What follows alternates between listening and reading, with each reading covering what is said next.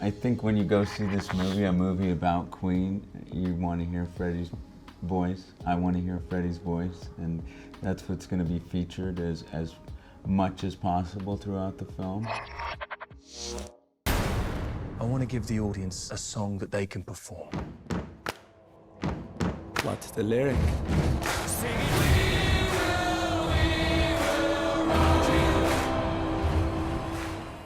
Queen, Brian May, Roger Taylor, the band have the entire catalog. They have every track, every instrumental, every vocal track, and they're right before they left to start this concert here in Vegas. They were editing the music for the movie in London. So you're gonna get stuff that is legitimately straight from the guys that wrote it.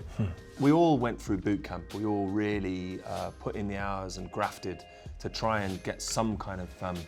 We're never going to get anywhere near those guys because they're virtuosos, but to try and emulate them as much as possible. So there's lots of hard work that went into it. Yes. Same for you, right? I mean, definitely. We were there six weeks before we started shooting.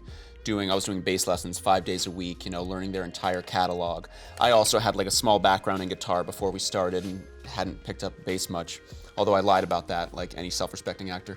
But what was amazing is that we just got this intensive training for these instruments from before we started shooting all the way through, because we had to do concerts throughout the entire shoot of the film.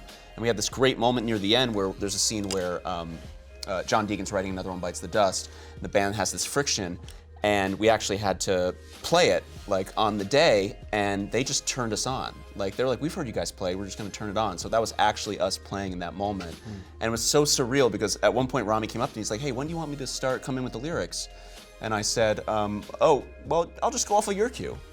And it was like this surreal out-of-body experience. I'm like, wait, we're actually a band right now, where like I'm going off my lead singer's cue, and then he's coming in with lead guitar, and then Ben's on the drums. And it was just like this wild moment where we kind of really felt like a band and we're really playing, and it was just awesome.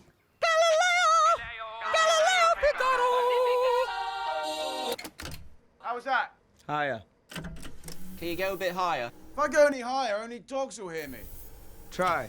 I mean, there's nothing you can do. We had to replicate Live Aid on our first day of shooting. We came out to a crowd of actors and began Bohemian Rhapsody and went into Radio Gaga and then Hammer to Fall. Did the Deos.